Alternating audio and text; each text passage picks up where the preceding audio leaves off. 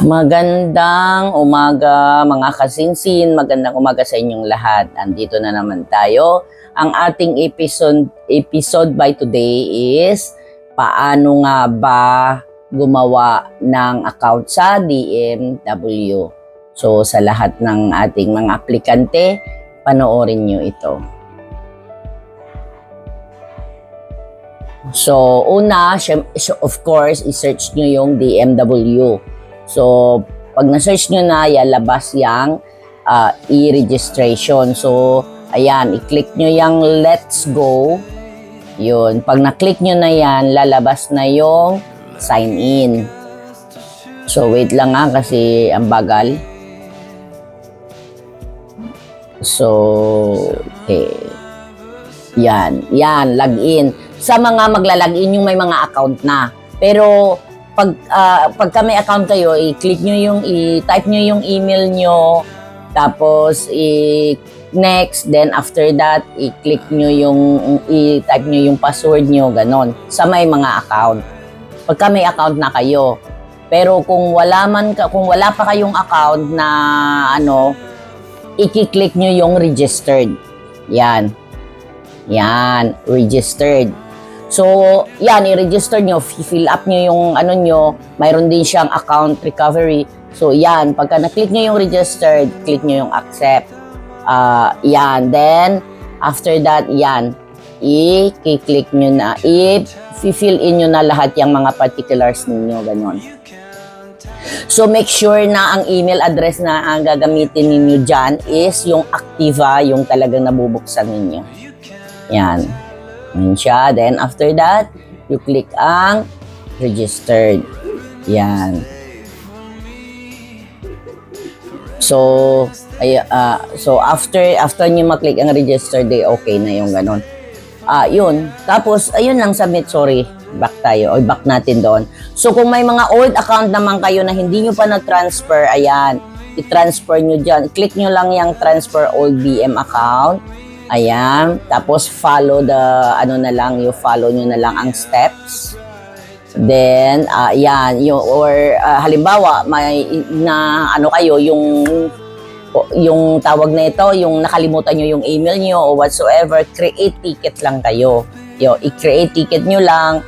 And then, fill up the details. Details nyo lang naman nandun, guys. Nyo na, pagka naka-registered na kayo, okay na siya, eto na yung kalalabasan. Yan na yung kalalabasan. So, fill in nyo lang lahat ng mga particulars nyo dyan.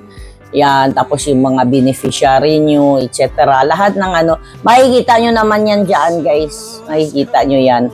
So, na tayo. Tapos, after that, don't forget to click yung update. Yan. Then, para ma-print out nyo yung UEC nyo, ganun ang gagawin nyo. Punta kayo doon sa Balik Manggagawa. Then, yan na yung makikita ninyo. Kung naka-red yan, ibig sabihin, hindi nyo pa nalagay yung pag-ibig number nyo. So, click next.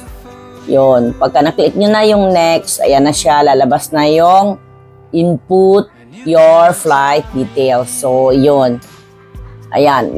Input nyo na kung kailan kayo yung flight. Pero, ang lang guys, ayan. Then, after that, i-click nyo yung next. Yun na. Lalabas na yung OEC ninyo. So, yun na yun. Yun na yung pagka walang problema talagang smooth, So, kung hindi nyo medyo kabisado, wag nyo na lang igalawin kung halimbawang nakalimutan nyo yung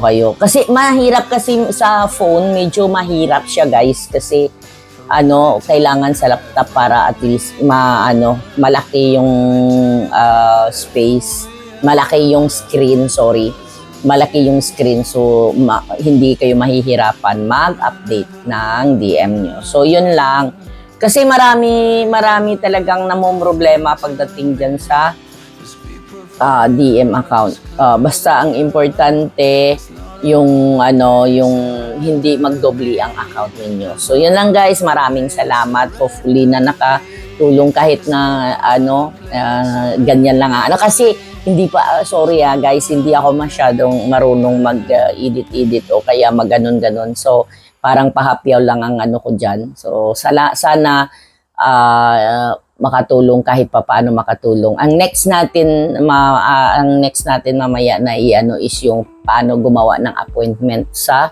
embassy. So, yun lang guys. Maraming salamat.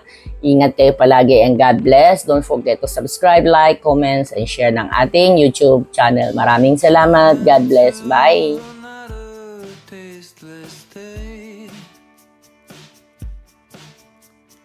Lucky gust to choose a shade of gray.